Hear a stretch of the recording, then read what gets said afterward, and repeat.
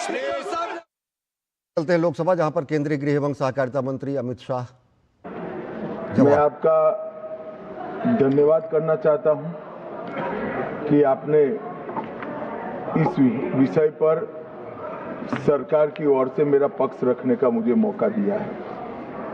इसके साथ साथ मैं इसलिए भी धन्यवाद करना चाहता हूं कि आप इस सदन के अभिभावक हैं। आपकी ही निसरा में सदन की कार्यवाही, सदन के नियम और संविधान के हिसाब से चलती है। ये महत्वपूर्ण संविधान संशोधन बिल पर आपने करीब करीब 130 सदस्यों को बोलने का मौका दिया है और ऐसे जैसे अभी आपने बताया, इसमें से 56 सदस्य महिलाएं हैं। वो एक प्रकार से बहुत बड़ा रिकॉर्ड शायद बनेगा, ऐसा मुझे लगता है। संविधान संशोधन 33 का है, संविधान संशोधन 33 का, लेकिन 75% को मौका दिया है। मान्यवर, इस चर्चा को अगर बारीकी से कोई शब्दों में ही सुनेगा तो महिला आरक्षण के लिए जो संविधान संशोधन है, इसका किसी ने विरोध नहीं किया है। सबने बोलने के लिए तो बोला है कि हम महिला आरक्षण के पक्ष में है। ये संविधान संशोधन जो आया है उसका हम स्वागत करते हैं, मगर उसको बारीकी से देखें तो इंडी अलायंस के सभी सदस्यों ने अगर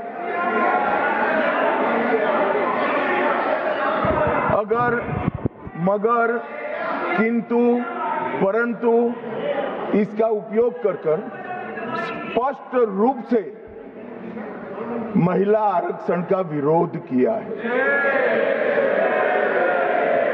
और मान्यवर, कई जगह पे ऐसा दिखाई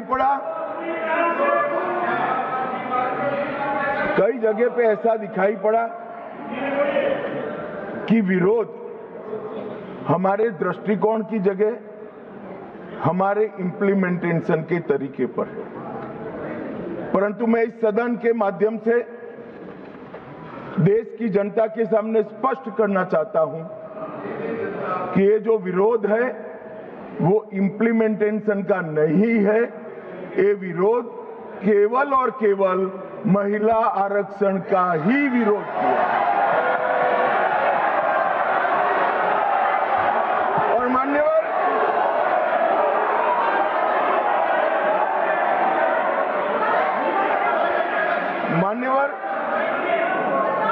मैं ये बात को जब बोलता हूं तब मेरी जिम्मेदारी बनती है कि इस सदन को इस बात से मैं कन्विंस करूं कि तरीकों का विरोध नहीं है, बिल के तत्व का, महिलाओं के आरक्षण का विरोध है। मान्यवर, ये 3 विधेयकों में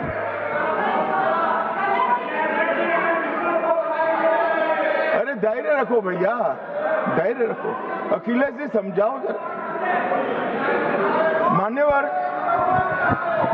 ये 3 बिलों में इसका उद्देश्य मैं स्पष्ट करना चाहता हूं। पहला उद्देश्य है सरकार का और हमारे नेता नरेंद्र मोदी जी का कि महिला सशक्तिकरण करने वाले इस संविधान सुधार को समयबद्ध तरीके से लागू कर 29 का चुनाव महिला आरक्षण के साथ कराया जाए।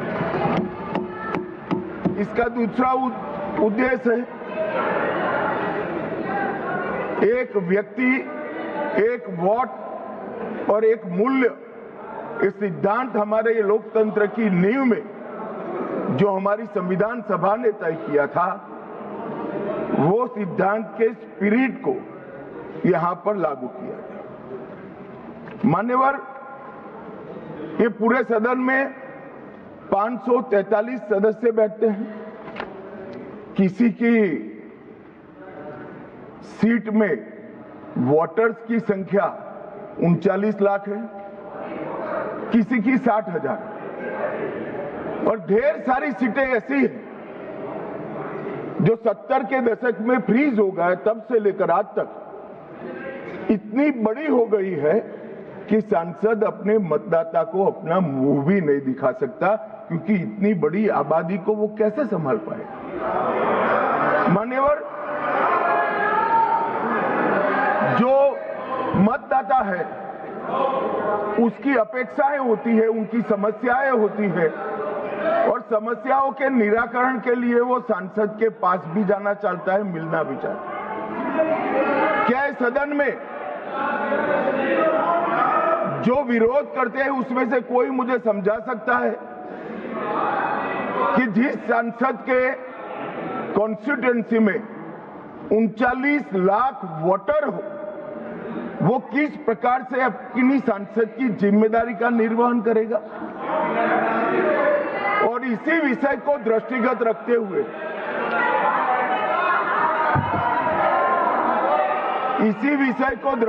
रखते हुए हमारे संविधान में समय समय पर परिसीमन का प्रावधान किया गया है, और परिसीमन के प्रावधान से ही एससी और एसटी जो जिसकी संख्या बढ़ती है उसकी सीटें भी बढ़ने का प्रावधान है। तो एक प्रकार से जो परिसीमन का विरोध कर रहे हैं वो एससी और एसटी सीटों की बढ़ोतरी का विरोध कर रहा है, वो ध्यान में रखें। मान्यवर, संतुलित, समावेशी और व्यवहारिक लोकतांत्रिक ढांचा ये तैयार करना, इसकी जिम्मेदारी संविधान ने सरकार जो अधिकार में होती है उसको दी। तो अभी ये जिम्मेदारी नरेंद्र मोदी जी की सरकार को दी गई है। उनको पसंद नहीं है, मगर ये तो देश की जनता निर्णय करती है। वो वंश परंपरागत नहीं होता है, वो लोग चुनकर भेजते हैं।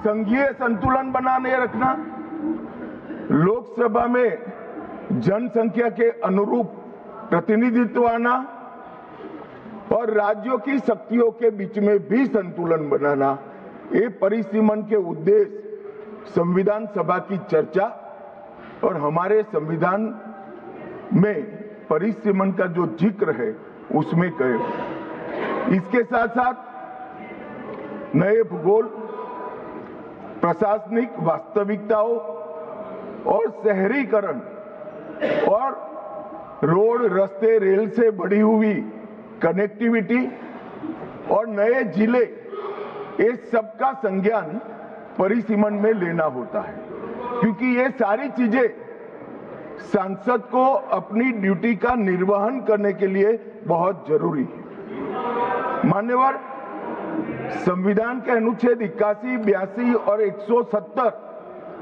इसके अंदर ये सारे सिद्धांतों को समाहित किया गया है और उसी के निर्वहन के लिए नरेंद्र मोदी जी के नेतृत्व में सरकार ये संवैधानिक सुधार लेकर आई।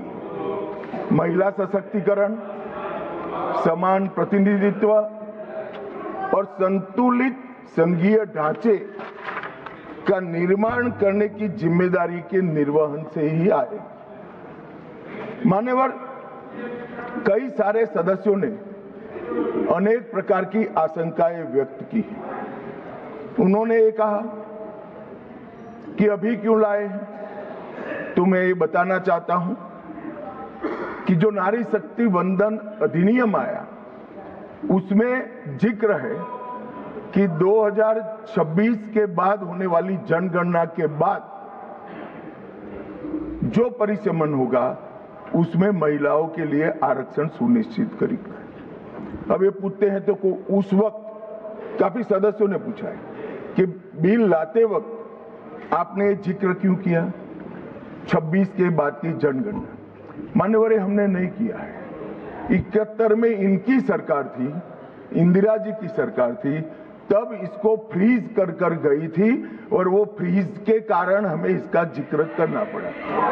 वो फ्रीज की हुई सीटों की संख्या उठाते हैं तभी ये नारी शक्ति वंदन अधिनियम का इम्प्लीमेंटेशन होता है, इसलिए हम लेकर आए।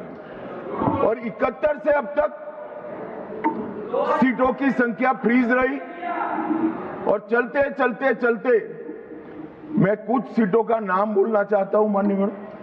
मल्काजगिरी तेलंगाना 48 लाख संख्या मतदाताओं की, बेंगलुरु उत्तर 29 लाख संख्या, बेंगलुरु दक्षिण 29 लाख संख्या, गाजियाबाद जहां से कभी रक्षा मंत्री जी भी सांसद रहे 28 लाख संख्या, उत्तर पश्चिम दिल्ली 27 लाख संख्या।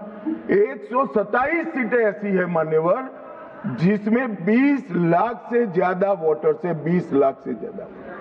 अब मुझे कोई बताए भला, जहां 48 लाख वोटर है वो सांसद कैसे 48 लाख मतदाताओं की अपेक्षाओं के साथ अपने आप को मैच करता है? इसकी पूर्ति अरे अखिलेश भाई, एक लेवल की बात चल रही है यार, कहां केंद्रीय विद्यालय कर रहे हो अभी? इसका समय आएगा।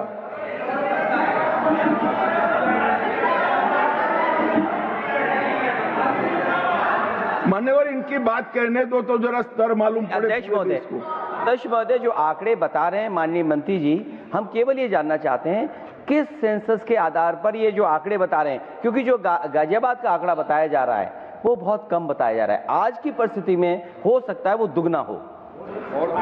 मैं यही कह रहा हूं, ये पुराना है, मैं यही कह रहा हूं। अगर डिलिमिटेशन करने दोगे तो नया आ जाएगा और एक की जगह दो सीटें बन जाएगी। मान्यवर, उनको ये भी पता नहीं है कि वो अपने स्टैंड के पक्ष में आर्ग्यूमेंट दे रहे हैं या विपक्ष में दे रहे हैं। मान्यवर, 127 सीटें ऐसी है जहां 20 लाख से ज्यादा वोटर है। अब इसमें एक व्यक्ति, एक मत और एक मूल्य, इस सिद्धांत का पूर्णतया उल्लंघन होता है। कहीं पर तो 45 लाख मतदाताओं के समूह को एक प्रतिनिधि मिला है और कहीं पर 6 लाख मतदाताओं के समूह को एक प्रतिनिधि मिला है। तो मत का मूल्य जो एक होना चाहिए वो नहीं हुआ है मान्यवर। और मैं विश्वास दिलाता हूं कि डिलिमिटेशन के लिए ये लोग सहयोग कर दे, हमें भरोसा करें और डिलिमिटेशन करने दें तो ये मूल्य एक समान हो जाए।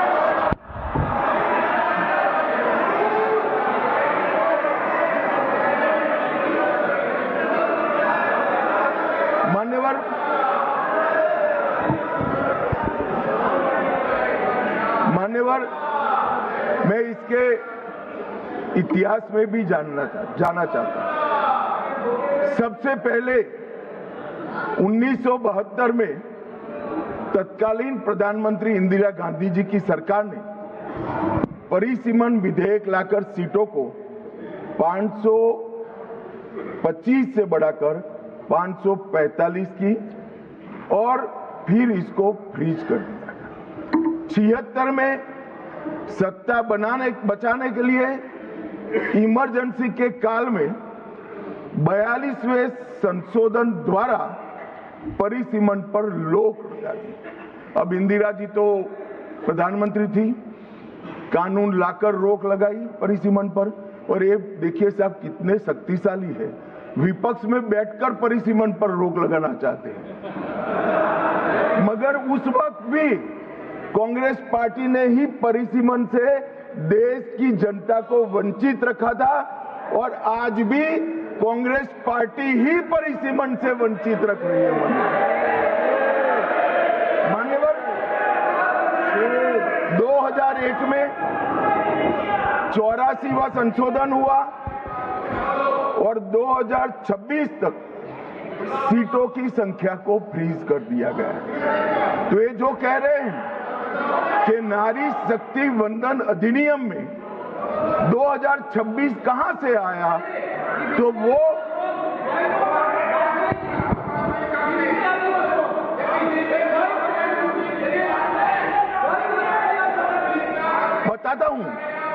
बताता हूं एक सेकंड। मान्यवर, ये कह रहे वाजपेयी जी थे, वाजपेयी जी बड़े विद्वान पुरुष थे, ये इनको जानते थे, तो इन्होंने प्रयास ही नहीं किया, बेचारे ने आगे बढ़ा दिया इंदिरा जी का। मगर हम तो समझते थे कि आप हमें सपोर्ट करोगे, तो हम तो बिल लेकर आ गए, अब आप गिराना चाहते हो भाई। तो वाजपेयी जी ये बात की कल्पना कर सकते थे। कांग्रेस पार्टी को हम लोगों से वाजपेयी जी बहुत अच्छे से जानते थे, क्योंकि 19 महीना जेल में रहे थे मान्यवर, वो बहुत अच्छे से पहचानते थे। और 84वां संशोधन इसने 26 तक फ्रीज कर दिया और 50 वर्षों तक 1976 से लेकर 2026 तक क्या रिकॉर्ड से हटाना है? प्लीज अध्यक्ष जी, प्लीज, अरे बैठ जाओ, मैं बता देता। तय करने दो, आप मत करें, प्लीज बैठिए। मैं इनकी इज्जत करते इसका सम्मान करता हूं माननीय अध्यक्ष जी। अभी से लेकर अंत तक अगर फ्लो के कारण कोई असंसदीय शब्द निकल जाता है तो आप स्वयं इसको हटा देना, इनको बोलने का मौका मत देना। मान्यवर, 50 वर्षों तक 1976 से लेकर 2026 तक देश की जनता को जनसंख्या के अनुपात में प्रतिनिधित्व नहीं मिला। 26 में ये सीमा समाप्त हुई। अब 26 में सीमा समाप्त होने के बाद अगर डिलिमिटेशन करते हैं तो डिलिमिटेशन 29 के पहले समाप्त नहीं हो सकता, क्योंकि परिसीमन आयोग का एक नियम है कि हर कॉन्स्टिट्यूएंसी में जाकर पब्लिक हियरिंग देना होता है। तो 543 कॉन्स्टिट्यूएंसी का पब्लिक हियरिंग 26 के मध्य से लेकर 29 तक हो नहीं सकता और 27 तक जनगणना के आंकड़े नहीं आ सकते। तो स्वाभाविक है अगर हम 29 का चुनाव नारी शक्ति वंदन अधिनियम के स्पिरिट के साथ कराना चाहते हैं, इस देश के 50% मतदाताओं को इस महान सदन में 33% आरक्षण देना चाहते हैं, तो अभी ही ये लाना पड़ेगा। ये जो पूछ रहे थे क्यों अभी आ रहा है, इसके लिए मैं पूरी बात समझा रहा हूं। वैसे मैं मानता हूं ये समझे हुए, मगर मान्यवर कहावत है ना, सोता है उसको जगा सकते हैं, जो जागता ही पड़ा हो उसको कोई उठा नहीं सकता।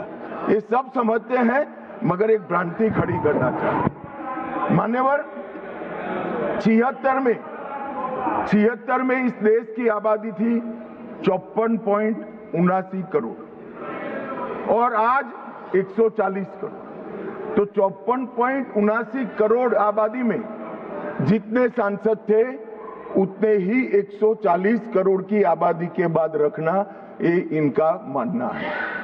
मान्यवर, आर्ग्यूमेंट क्या दिए गए कि सबको बोलने का कम मिलेगा, 0 ओवर में मौका नहीं मिलेगा। मान्यवर, सरकार का दायित्व है कि सदन के सदस्यों की संख्या बढ़ेगी तो सरकार सदन के दिनों की संख्या भी बढ़ाएगी। और मान्यवर, आप तो बड़े दयालु हो, रात को 12-12 बजे तक सबको 0 ओवर का मौका देते हैं। और एक तीसरा भी तरीका है साहब, तीसरा भी तरीका है कि अभी जो समय राहुल गांधी जी के अप्रोच के कारण जाया जाता है वो राहुल जी भी बंद कर दे तो अपने आप बोलने का सबको टाइम मिल जाएगा। ये विरोध कर स्थगन करा कर जो समय बेकार कर देते हैं वो अगर वो भी बंद कर दे तो कुछ सरकार बढ़ाएगी, कुछ राहुल जी बढ़ाएंगे और कुछ आप बढ़ा लोगे, तो समय की चिंता किसी को करने की जरूरत नहीं है। मान्यवर, परिसीमन आयोग एक प्रकार से संवैधानिक अधिकार हर मतदाता को अपना प्रतिनिधित्व समान रूप से प्राप्त करने का, और 120% की वृद्धि होने के बाद ये कभी हो नहीं सकता कि एक समान हो। मैं तमिलनाडु का ही उदाहरण देना चाहता हूं। मान्यवर, तमिलनाडु में 39 सीटें हैं। अगर डीएमके का मानकर हम इसी 543 सीट में आरक्षण करते हैं तो 13 सीटें महिलाओं के लिए आरक्षित हो जाएगी और 26 सीटें ओपन रहेगी। अगर 2011 की जनगणना के आधार पर करते हैं तो तमिलनाडु की सीटें 6 कम हो जाएगी, परंतु हम वो नहीं कर रहे। हम 50% वृद्धि हर राज्य की कर रहे हैं, जिससे किसी का प्रोरेटा नहीं। तो अब क्या होगा, 59% सीटों में 20 सीटें बढ़ेगी और 39 सीटें महिला ओपन रहेगी और 20 सीटें महिलाओं के लिए आरक्षित रहेगी। मान्यवर,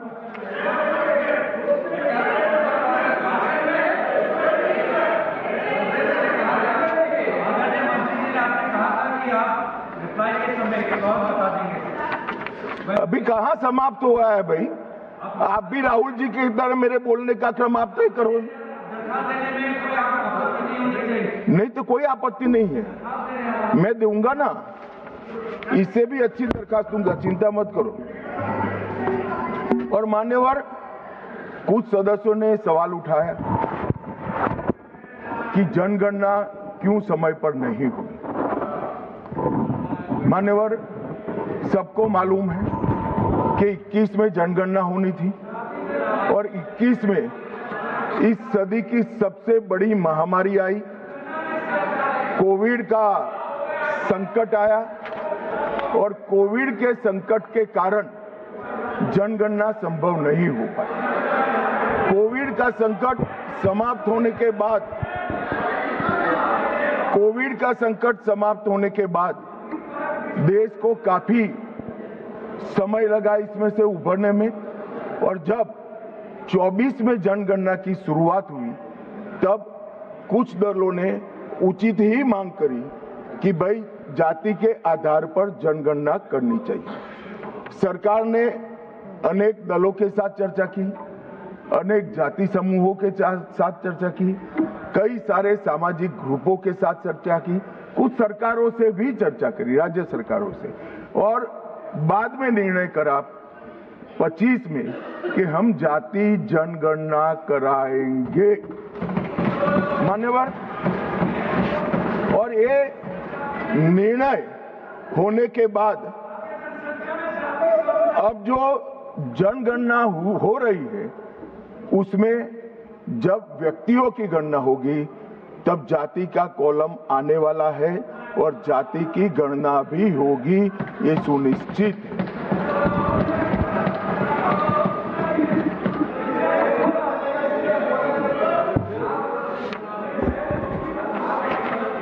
मान्यवर, मैं पहले भी जो जनगणना हुई है कांग्रेस पार्टी के समय में, इसके भी प्रश्नोत्तरी को स्टडी किया हूं। जब बिल्डिंग की जनगणना होती है उस वक्त जाति जनगणना तो ये करते ही नहीं थे, परंतु धर्म भी नहीं पूछा जाता था और कुछ नहीं पूछा जाता था। मगर जब व्यक्ति की जनगणना होती है तब ये सारे सवाल आते हैं, कितना पढ़े लिखे हो, कब जन्म हुआ था, धर्म क्या है। अब ये भी पूछेंगे कि जाति क्या है। इसमें किसी को संशय करने की जरूरत नहीं है। नरेंद्र मोदी जी ने दूरदर्शिता के साथ आपको पहचान कर कैबिनेट प्रस्ताव में जनगणना की जाति के साथ होगी वो प्रस्ताव पारित। तो इसमें कोई भी कंफ्यूजन रखने। पीयूष भाई, क्या अपेक्षा रख रहे हो? ये जाति जनगणना की डिमांड नहीं कर रहे हैं, हमें उलझाना चाहते हैं। अब पीयूष भाई बेचारे भोले हैं, वो कहते हैं कि जाति जनगणना की घोषणा कर रहे, ताली बजाओ। हम कर रहे हैं तो ये ताली नहीं बजाएंगे। उनको जाति जनगणना से कोई लेन देन नहीं है, उनको यहाँ बैठने से लेन देन है, जो नहीं होने वाला है भैया। अभी मान्यवर, मैं फिर से एक बार 140 करोड़ की जनता के मन में किसी की भी प्रकार का भ्रांति, कंफ्यूजन न हो, इसलिए स्पष्ट करना चाहता हूं कि नरेंद्र मोदी जी की कैबिनेट ने जाति जनगणना का जो निर्णय किया है, वो कैबिनेट प्रस्ताव में 26 की जनगणना जाति के साथ कराने का निर्णय किया है। और मान्यवर,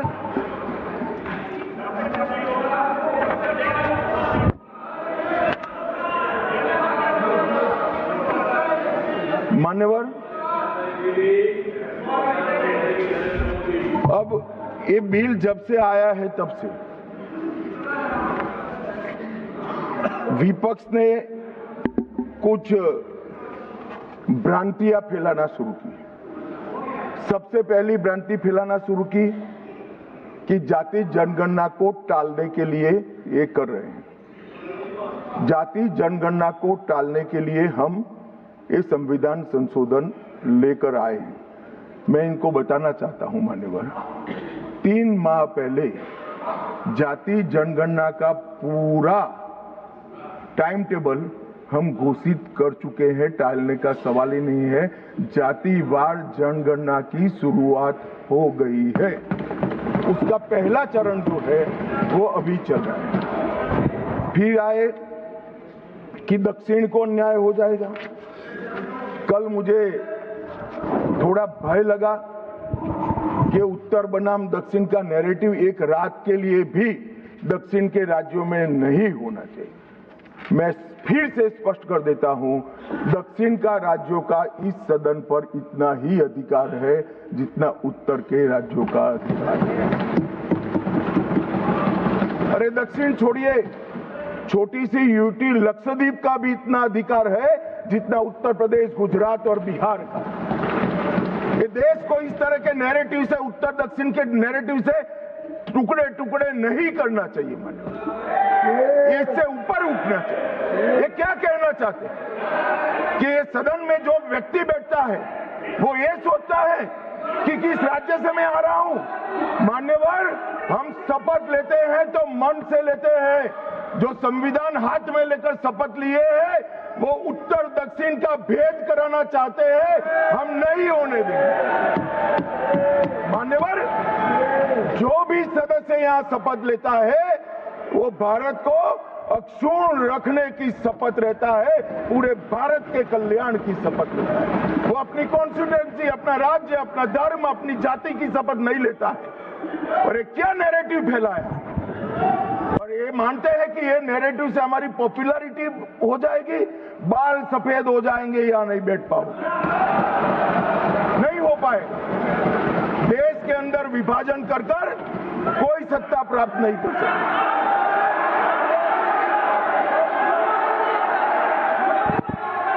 मान्यवर,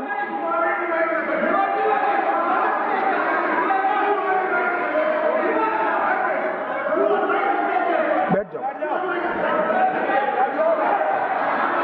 इतना गुस्सा क्यों खा रहे हो? इतना गुस्सा मत खाओ, प्लीज प्लीज। इतना सदन में, मारन जी, सदन में इतना गुस्सा नहीं करते हैं, शांत। मान्यवर,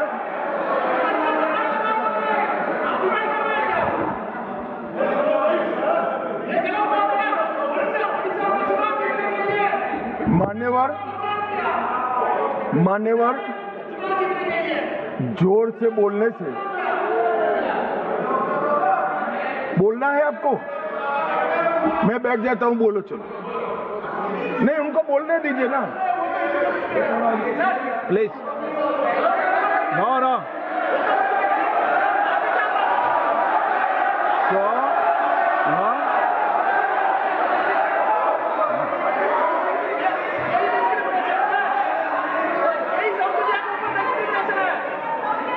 मान्यवर,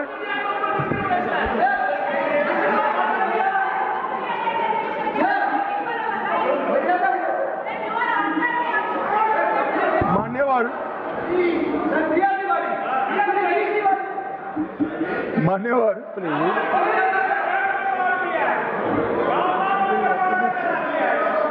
माननीय अध्यक्ष जी, झूठ को जोर से बोलने से सच नहीं होता, सच सच होता है।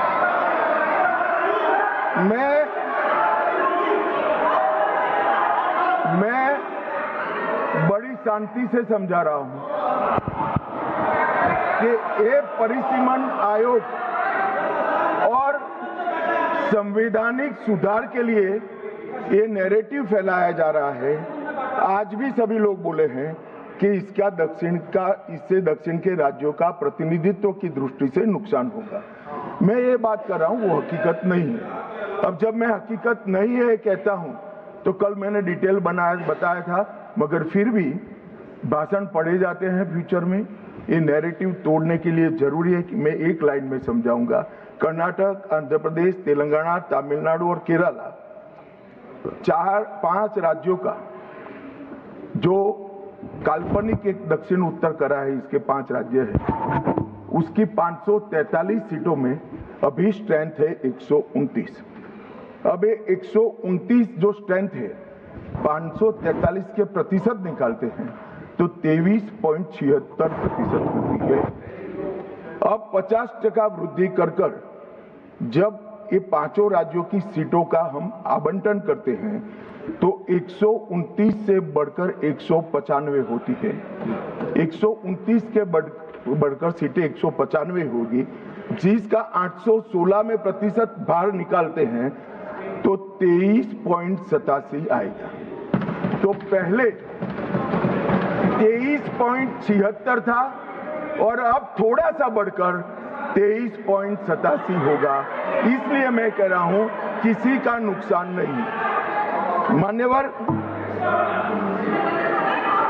कुछ सदस्यों ने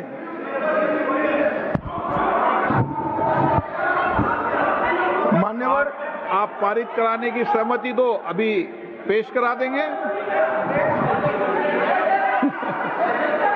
हाँ, 1 घंटा रुक जाएंगे। चलो माननीय गृह मंत्री बता दो इनको, 1 घंटा रुक जाएंगे। कहीं तैयार है? 50% का बिल 1 घंटा रुक जाएंगे। पेश तैयार हो तो कर दें इनको। 1 सेकंड बैठ जाओ। बैठो। राजा जी, एक मिनट मुझे सुनो। बता दो इनको। अगर इस बिल का विरोध करने का कारण 50% लिखित में चाहिए तो 1 घंटा सदन बंद कर दिए, मैं ऑफिशियल अमेंडमेंट लेकर आता हूं मान्यवर, मगर बिल पारित करने का वो वादा करते। अब वेणुगोपाल जी बताए क्या बिल पारित करेंगे? चलिए, सहमत हो? सदन में बात कर लेते। सहमत हो? अभी अमेंडमेंट लाएंगे। चलो सर, शुरू करते हैं आगे। Sir last minute.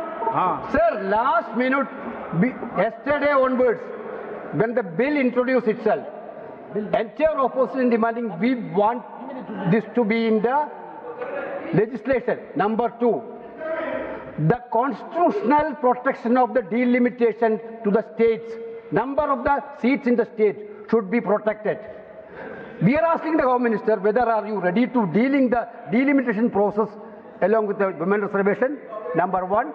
Number 2, if you are ready to include the number of seats in each state by legislation by 50%, these 2 things, are you ready? Sir, अब बैठ जाओ। हो गए भाई, तेरा नेता बोल लिया। मान्यवर, वेणुगोपाल जी ने 2 शार्प क्वेश्चन पूछे। अरे बैठ जाओ गोगोई साहब, 5 तारीख को काउंटिंग है यार, बैठ जाओ अभी। अरे 4 तारीख को काउंटिंग है, बैठ जाओ। मान्यवर साहब, मैं इनका जवाब देता हूं, इनको बिठा दीजिए। थोड़ा माइक पे प्लीज।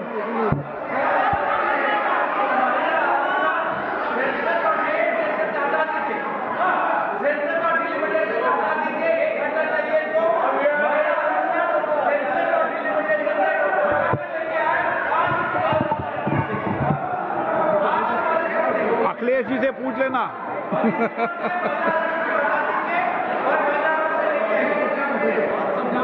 मान्यवर, मुझे लगता है कि आपके नसीब में यश लिखा है।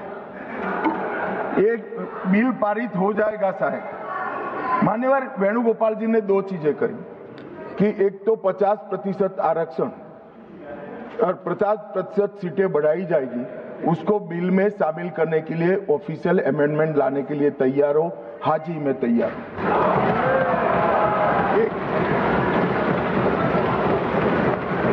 एक सेकंड, अब नहीं होता भाई, बैठ जाओ, दूसरा भी बताता हूं। मान्यवर, 1 घंटा आप सदन स्थगित कर दीजिए। 1 घंटे में मैं मेरा ऑफिशियल अमेंडमेंट मेरे पास में तैयार है, जेरोक्स कराकर सभी सदस्यों को सर्कुलेट कर दूंगा, क्योंकि हमें 50% सीट बढ़ानी है, हमें कुछ छिपाना नहीं है, हमें कोई चोरी करनी नहीं है, तो हम कर देंगे। और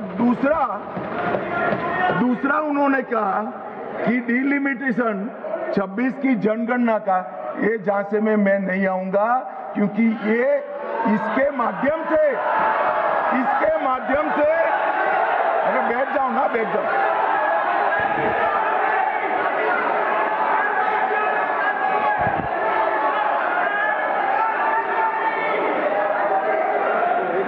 क्या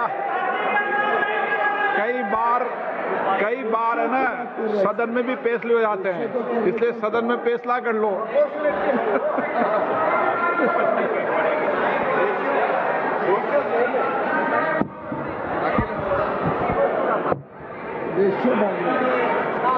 माइक नहीं है। अध्यक्ष महोदय, क्योंकि आपने कहा और माननीय मंत्री जी कुछ बात रख रहे हैं और हमारी तरफ से कोई बात आई है, अभी तक 11 साल का जो अनुभव है लगभग, अध्यक्ष महोदय, अगर भारतीय जनता पार्टी ये लिख करके दे देगी कि हम महिला प्रधानमंत्री बनाएंगे, तब भी हम इन पर भरोसा नहीं करेंगे। मान्यवर, इसलिए ऑफिशियल अमेंडमेंट मैं बाद में इसका जवाब देता हूं। मान्यवर, मैं इस देश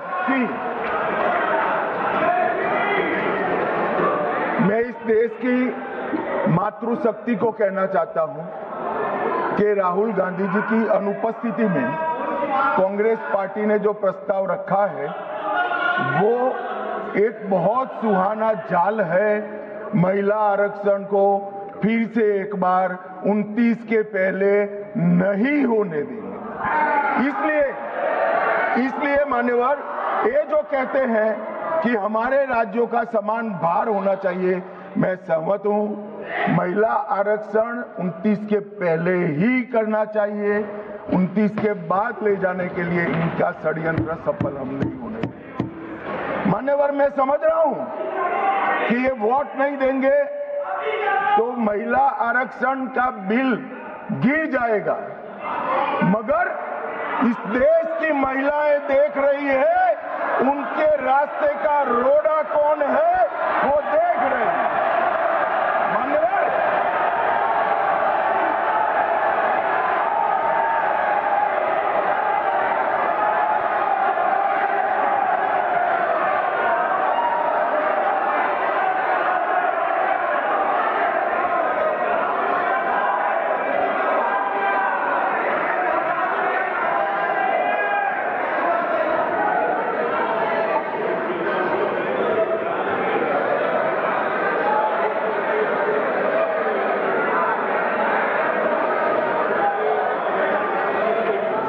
मान्यवर, यहां पर तो शोर शराबा कर बच जाओगे, मगर माताओं बहनों का जो आक्रोश आपके खिलाफ है ना, जब मैदान में जाओगे तब मालूम पड़ेगा। भागते हुए रास्ता नहीं मिलेगा। चुनाव में जब जाएंगे तब मालूम पड़ेगा, मातृशक्ति हिसाब मांगेगी।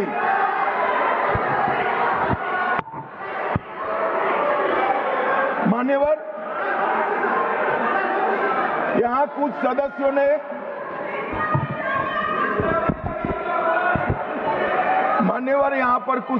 ने मैं बताता हूं भाई साहब। मान्यवर, यहां पर कुछ सदस्यों ने दूसरी भ्रांति फैलाई कि मुस्लिम महिलाओं को भी आरक्षण मिले। अरे आता हूं भाई, आता हूं। पहले अखिलेश बैठे हैं तो पहले उनकी बात करूं ना। पहली बेंच पर बैठे देखो, मान्यवर, मैं यहां सरकार की, संविधान की और भारतीय जनता पार्टी की नीतियों की पॉलिसी के बारे में स्पष्ट करना चाहता हूं। भारतीय संविधान धर्म के आधार पर आरक्षण को स्वीकार नहीं करता है। मान्यवर, इसके दो कारण हैं। पप्पू सुन लिया ना? अब शांति रखो, ठंड रखो यार, चलो। मान्यवर, आरक्षण पाने की योग्यता पहला कारण है। आरक्षण पाने की योग्यता ऐसी नहीं होनी चाहिए जिसको कोई प्राप्त कर सके। ये संविधान की बात मैं कर रहा हूं। अगर आज कोई अन्य धर्म का व्यक्ति है जिसको आरक्षण मिलता है, यहां नहीं मिलता है, और अगर वो मुस्लिम बन जाता है तो उसको आरक्षण मिलेगा। तो आरक्षण जन्म से ही मिलता है मान्यवर, किसी प्रकार से प्राप्त नहीं किया, इसलिए वहां पर उसको सील किया है। और दूसरा, ओवैसी जी ध्यान से सुनना, दूसरा अनुच्छेद 15(4) के अनुसार आरक्षण उन लोगों के है, उन लोगों के लिए है जो सामाजिक और शैक्षिक रूप से पिछड़े वर्ग में आते हैं या अनुसूचित जाति और अनुसूचित जनजाति में पैदा हुए हैं। अनुच्छेद 16(4) इसके तहत आरक्षण पिछड़े वर्ग को, नागरिकों को दिया जाता है। अब संविधान में कहीं पर भी धर्म के आधार पर आरक्षण देने की मान्यता नहीं है। ये इंडी अलायंस वालों ने अपनी तुष्टीकरण की राजनीति के कारण इस देश में मुस्लिम आरक्षण की डिमांड खड़ी करना चाहते हैं, और इस संविधान की बात करते हैं। कोई भी संविधान पढ़कर बता दे मुझे, संविधान के किस आर्टिकल से धर्म के आधार पर आप आरक्षण करोगे? कोई बता दे मुझे। एक भी आर्टिकल में कोई प्रोविजन नहीं है मान्यवर। इसलिए भारतीय जनता पार्टी, हमारी सरकार, दोनों का नीति स्पष्ट है। जो संविधान सम्मत नहीं है वो धर्म के आधार पर आरक्षण हम ना भी देंगे, ना कभी किसी को देने देंगे।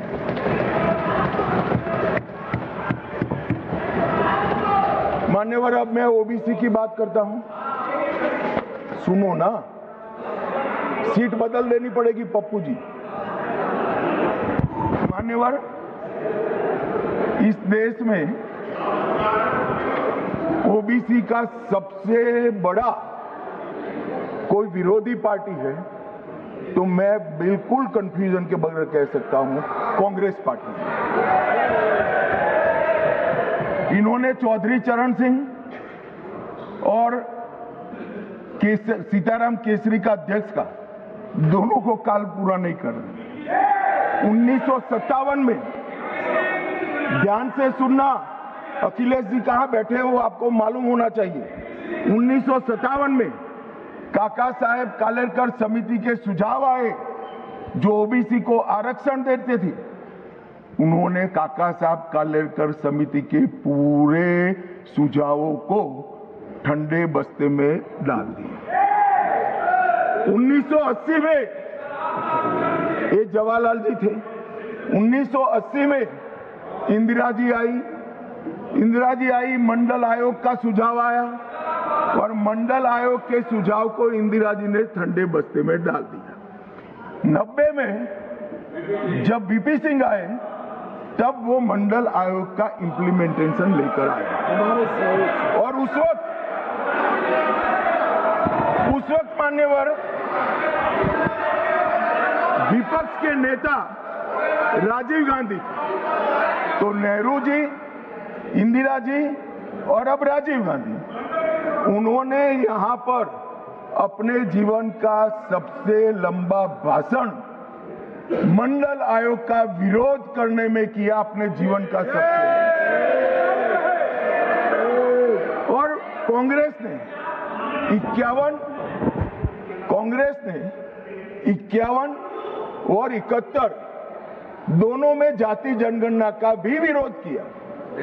मान्यवर, अब क्योंकि अब मेल नहीं खा रहा है, 15-20 बार चुनाव हार गए, तो अब ये ओबीसी के हितैषी बनने आए हैं। मान्यवर, मैं आज आपके सामने कहना चाहता हूं, कांग्रेस पार्टी ने अब तक एक भी ओबीसी का प्रधानमंत्री नहीं दिया। भारतीय जनता पार्टी ने नरेंद्र मोदी और अति पिछड़ा समाज के व्यक्ति को प्रधानमंत्री बनाया। मान्यवर, इन्होंने काका साहेब कालेलकर समिति में विरोध किया।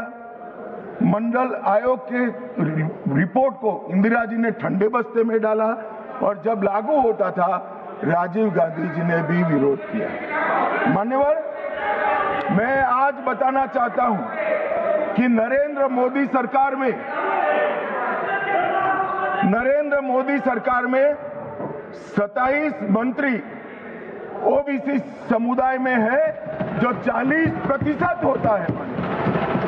मान्यवर, नरेंद्र मोदी सरकार ने ओबीसी कमीशन को संवैधानिक मान्यता दी। नरेंद्र मोदी सरकार ने ओबीसी की सूचियों को संशोधित करने का अधिकार राज्यों को देकर एम्पावरमेंट करा और 14 से 18 के बीच में 16 जातियों को ओबीसी जनजाति में क्या है। अरे मेरा हो जाने के बाद पूछिए ना। माननीय गृह मंत्री जी, क्या कह रहे हैं? बाद में यू कैन आस्क लेटर।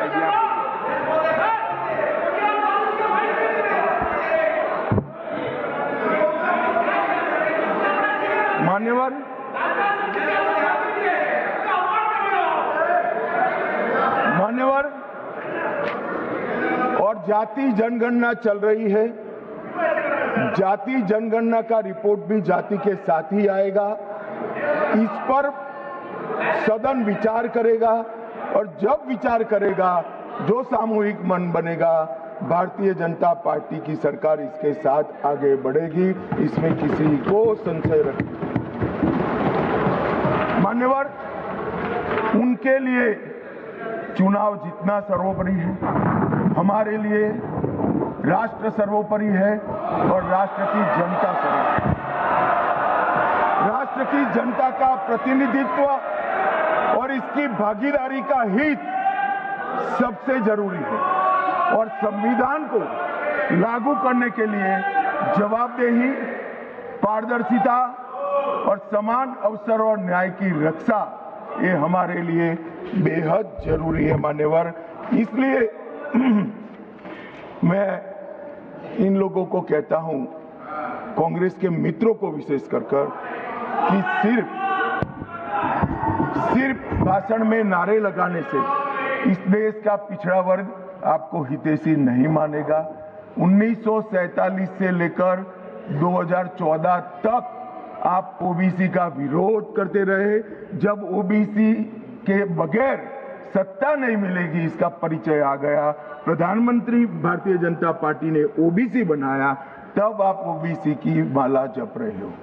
मान्यवर, ये दिखावटी प्रेम जो है वो इसका पिछड़ा भी जानता है और पूरे देश की जनता भी जानती है और आज से देश की महिला भी जानेगी कि हमारा अधिकार कांग्रेस पार्टी ने छीना।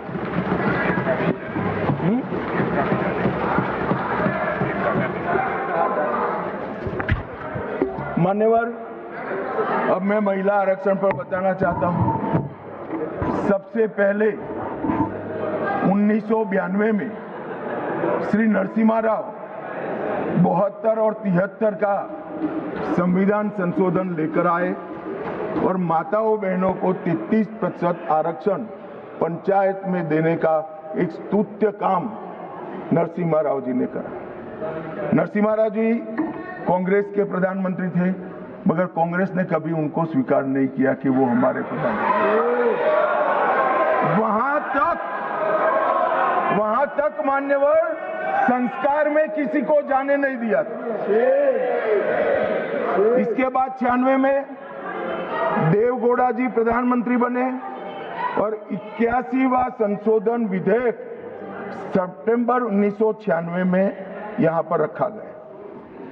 वहां कुछ पार्टियों ने विरोध किया, मैं कहना नहीं चाहता हूं मगर सब उछल पड़ेंगे, और एक कमेटी बनी गीता मुखर्जी कमेटी। वो गीता मुखर्जी कमेटी को ये विधेयक दे दिया गया और जो आज उनकी दरखास्त है कि समिति को दे दो, और गीता मुखर्जी समिति की रिपोर्ट आई तब तक 11वीं लोकसभा का विघटन हो गया और बिल लैप्स हो गया।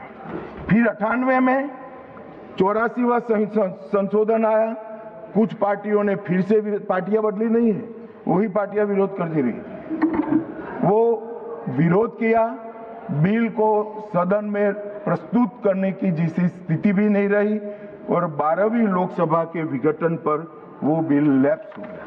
मान्यवर 99 से 2003 में 85वां संविधान संशोधन विधेयक आया, फिर से उसी पार्टियों ने विरोध किया और बिल लैप्स हो गया। 8 से 14 में 108 का संविधान संशोधन विधेयक मनमोहन सिंह जी लेकर आए और राज्यसभा में प्रस्तुत किया। राज्यसभा में बिल पारित भी हुआ मगर लोकसभा का दरवाजा कभी वो बिल ने देखा नहीं। मान्यवर, और किसने विरोध किया? उसी लोगों ने विरोध किया।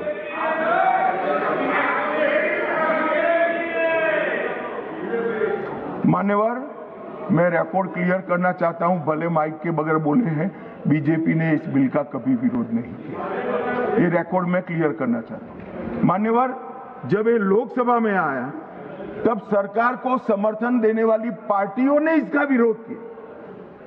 ये मानो अभी कांग्रेस पार्टी कर रही तो हम नहीं समझा सकते, मगर भला लल्लन सिंह जी कैसे विरोध करेंगे? ये तो हमारे साथ है, ये तो बिल का समर्थन करेंगे। मान्यवर, कांग्रेस पार्टी के समर्थक पार्टियों ने मनमोहन सिंह सरकार का ये बिल का विरोध किया। इसका स्पष्ट अर्थ है कि सरकार के इशारे पर सरकार के हिस्सा बनी हुई पार्टियों ने लोकसभा में ये बिल को पेश नहीं किया। और 2023 में मोदी जी जानबूझकर 2023 में विधेयक लाए।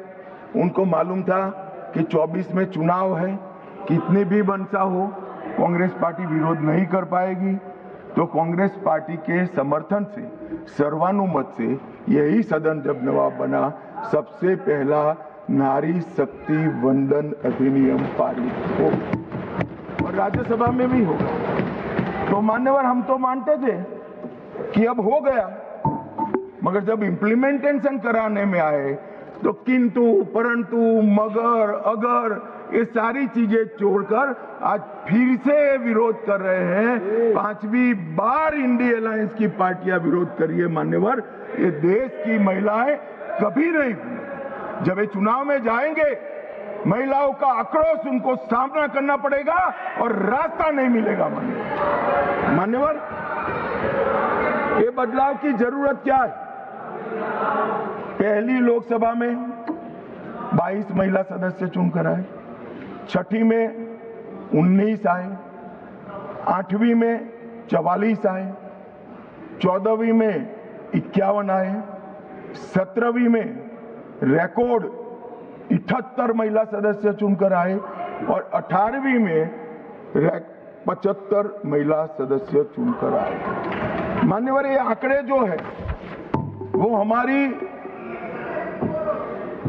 माताओं बहनों की राजनीति में हिस्सेदारी लेने की उत्सुकता को प्रदर्शित करते हैं। यहाँ पर महिला सांसदों ने, आपने कई बार मौका भी दिया, आज भी दिया, बहुत अच्छा प्रदर्शन किया। बिल के विषय पर बोलकर, जो विषय पर चर्चा हो इस पर बोलकर बहुत अच्छा प्रदर्शन किया है। मान्यवर, हमने लेटर एंड स्पिरिट में ये महिला आरक्षण का विमेन लेड डेवलपमेंट का हमने अनुसरण किया है। प्रधानमंत्री जी के पहले मंत्रिमंडल में 10 महिलाएं थी और ये कह रहे थे अखिलेश जी कि आपने सिर्फ एक ही मुख्यमंत्री दिया है।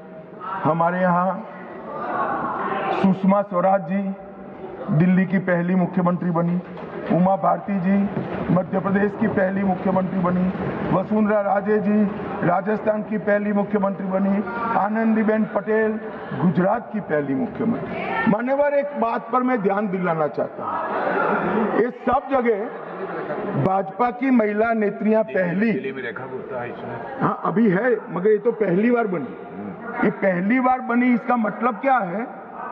70 साल में कांग्रेस ने कभी उन राज्यों में महिला मुख्यमंत्री को जगह नहीं दी, इसलिए हमारा नंबर लगा है। और आज भी रेखा गुप्ता जी पहली मुख्यमंत्री नहीं है, तीसरी मुख्यमंत्री के। अरे मैं बोल रहा हूं भाई, पहली मुख्यमंत्री नहीं है ऐसा बोल रहा हूं। अरे सुनो भाई, पहली मुख्यमंत्री नहीं है ऐसा बोल रहा हूं, तीसरी मुख्यमंत्री है। और मान्यवर, हमने इस देश की पहली आदिवासी महिला को द्रौपदी मुर्मू से महामहिम द्रौपदी मुर्मू बना दिया। मान्यवर, हमने 3 दशकों से जो बिल चर्चा में आता था और नूरा कुश्ती वाले प्यार और अभाव से रिजेक्ट हो जाता था, हम इसको लेकर आए। मगर मुझे दुख है कि पहले भी जिस बिल को जिन्होंने पारित नहीं करने दिया, वो ही आज इसका किंतु परंतु अगर मगर से विरोध करने के लिए खड़े हो गए। मान्यवर, आज 14 लाख महिलाएं अब तक जनप्रतिनिधि के रूप में देश में पंचायत में काम कर चुकी हैं। मान्यवर,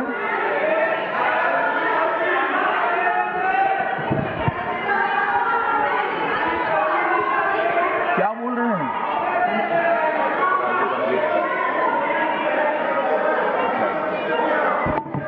अरे ज्योतिमणि जी, मार्क कट जाएंगे, नरसिम्हा राव जी लाए थे, टिकट कट जाएगी, नरसिम्हा राव का नाम बोलो दूसरा।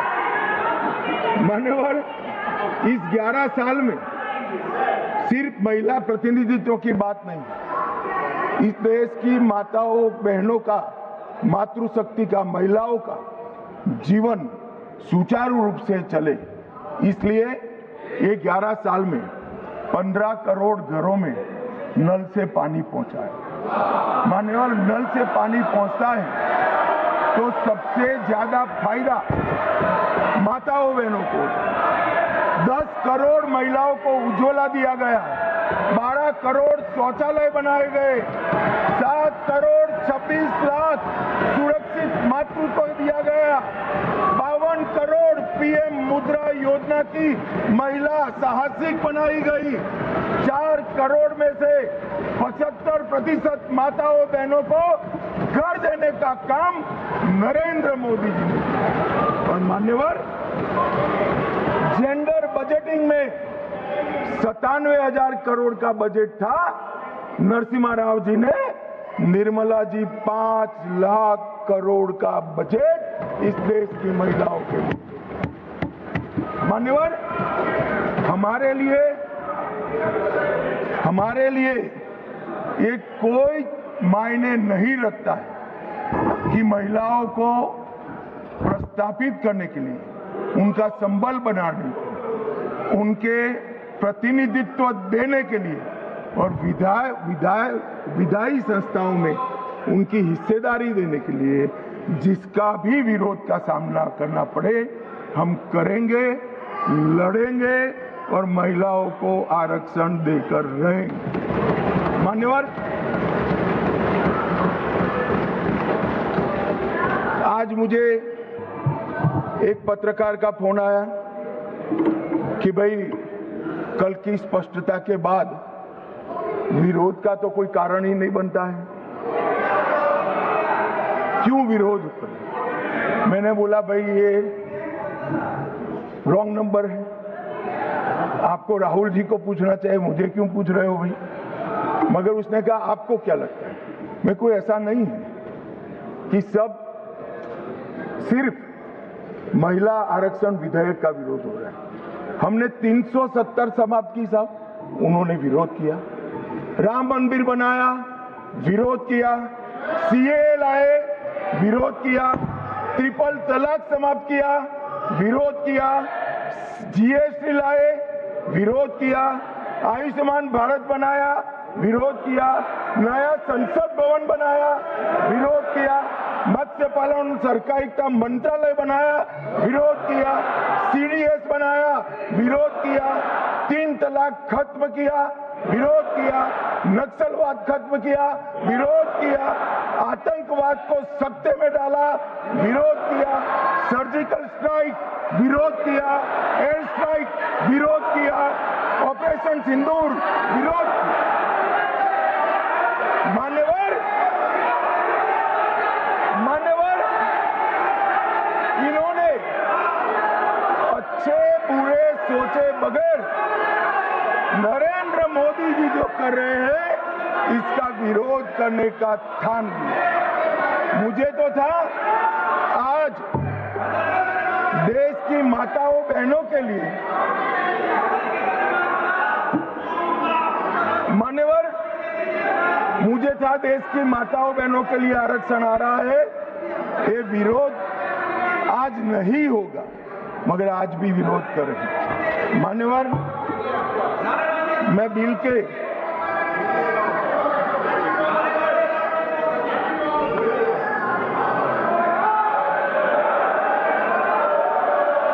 नारेबाजी मत करिए प्लीज, प्लीज।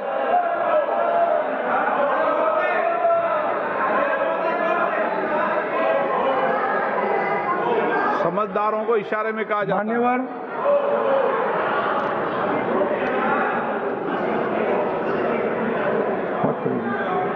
मान्यवर, बिल के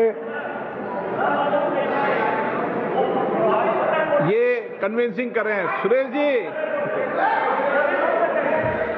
सुरेश जी, अरे यार छोड़ो। सुरेश जी, कन्विंसिंग मत करो, वोट डरने वाला है। मान्यवर, कन्विंसिंग मत ये जो बिल मेरे साथी अर्जुन मेघवाल जी लेकर आए हैं, इसमें अनुच्छेद 81/1 में संशोधन प्रस्तावित है।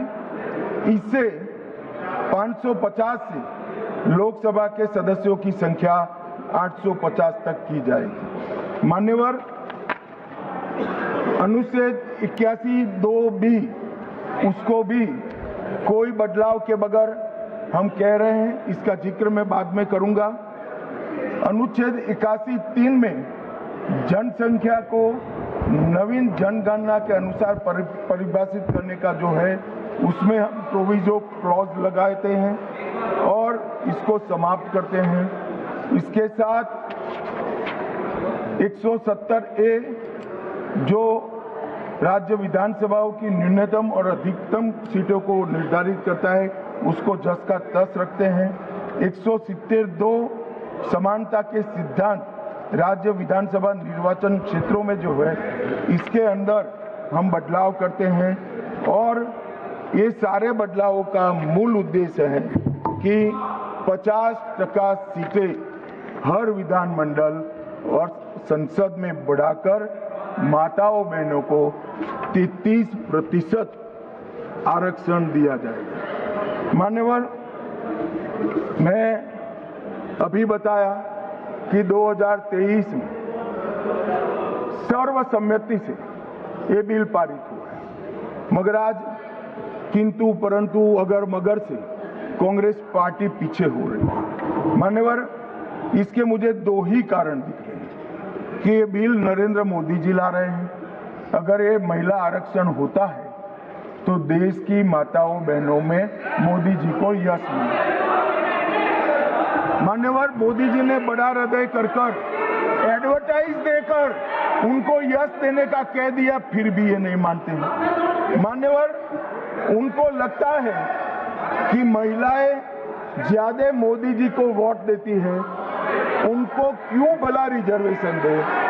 तो मैं बताता हूं कि आप रोक नहीं। आज ये 23 में इस सदन में से देश की महिलाओं को जो वादा किया था 23 में कि 30% आरक्षण का irrespective of party, irrespective of member, पूरे सदन ने वादा किया था, इससे पीछे हट रहे। मान्यवर, ये पहली बार नहीं हुआ, ये साहबानों में भी पीछे हट गए, ट्रिपल तलाक में भी पीछे, और अब तक जितनी बार महिला आरक्षण आया वो पीछे हटे। मान्यवर, मैं अभी भी, हमारे नेता ने तो कहा कि भाई अंतरात्मा की आवाज से वोट करिए। ये अंतरात्मा की आवाज का नारा नरेंद्र मोदी जी का नहीं है, इंदिरा गांधी जी का है, मगर मोदी जी को थोड़ा समझ फेर हो गया। उस वक्त विरोध पक्ष में अटल जी, अडवाणी जी थे। यहाँ आत्मा ही नदारद है, अंतरात्मा कहां से लाना। मान्यवर, ये रूथलेस पॉलिटिक्स करते। महिलाओं को आरक्षण मिलेगा, इसका यश किसको मिलेगा, इसके लिए आप महिलाओं का आरक्षण हटका रहे हो। चुनाव में जहां जहां जाओगे, इस देश की महिलाओं का आक्रोश आपको सहन करना पड़ेगा, फेस करना पड़ेगा, और रास्ता भी नहीं। मान्यवर, मैं, आप इस सदन के कस्टोडियन हो, अभिभावक हो। मैं टीवी पर विपक्ष के नेता का भाषण सुन रहा था। आपकी जिम्मेदारी है कि ये सदन की गरिमा पूरे देश में और विश्व में बनी रहे। मान्यवर, ये जो भाषा है सदन की मर्यादा तोड़ने वाली, आप क्या भाषा उपयोग, कायर है, आप सरेंडर कर रहे हो, आप मुझसे डरते हो, अपशब्दों का प्रयोग होता है, असंसदीय शब्दों की भरमार लग जाती है, सदन में कोई आंख मारता है, कोई मुस्कुराकर बैठता है। मान्यवर, सदन के रास्ते पर चाय पकोड़े खाते हैं, सदन के रास्ते पर। ये किस प्रकार का विपक्ष के नेता का बिहेवियर है, किस प्रकार की भाषा है। क्या वो समझते हैं कि ये भाषा को देश नहीं सुन रहा है? ये भाषा को देश सुन रहा है। आपकी और आपकी पार्टी दोनों का परिचय देश को हो रहा है। मान्यवर, संवैधानिक संस्थाओं का अपमान करते हैं, फ्लाइंग किस कर देते हैं, धक्का मुक्की करते हैं, बाहर जाकर बयानबाजी करते हैं कि सरेंडर हो गए। स्पीकर को बार बार रोकना पड़ता है और सत्र छोड़कर विदेश चले जाते हैं। मान्यवर, मैं इतना जरूर कहता हूं कि ये भाषाओं में तीव्रता से भावनाएं व्यक्त नहीं होती है। सदन में बोलने की कला आपके बहुत सारे सीनियर लोग हैं, उनसे सीख ले, और सीनियर लोग ना हो तो प्रियंका जी ही है, उनसे थोड़ा सीख ले कि सदन में कैसे बोलना चाहिए। मान्यवर, ये कहते हैं ये क्रूर बिल है, महिलाओं को आरक्षण देने वाला बिल क्रूर बिल है, उत्तर और दक्षिण के बीच में भेदभाव कर रहे हो, दक्षिण का प्रतिनिधित्व कम हो जाएगा। इतना कल समझाने के बाद भी अगर ये स्टेटमेंट आता है मान्यवर, तो मैं मानता हूं ये जानबूझकर दिया गया स्टेटमेंट है।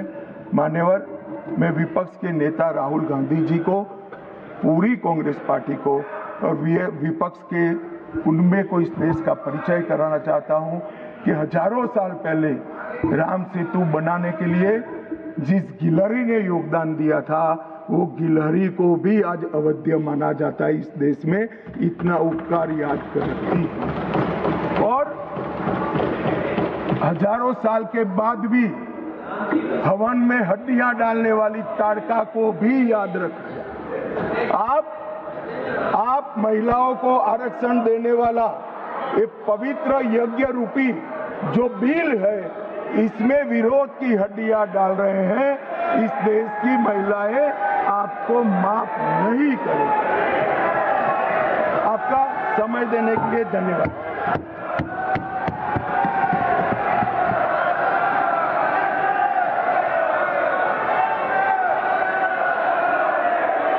माननीय गृह मंत्री जी।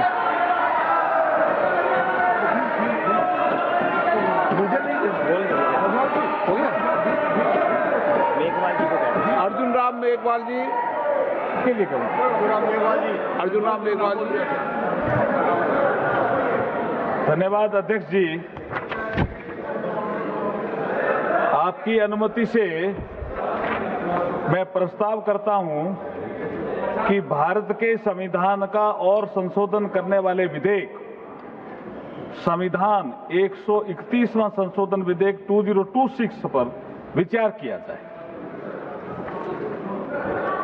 माननीय सदस्यगण, इससे पहले कि मैं विधेयक को विचार किए जाने का प्रस्ताव सभा के मतदान के लिए रखूं, मैं सभा को सूचित करना चाहता हूं कि संविधान संशोधन विधेयक होने के कारण इस पर मतदान मत विभाजन द्वारा होगा।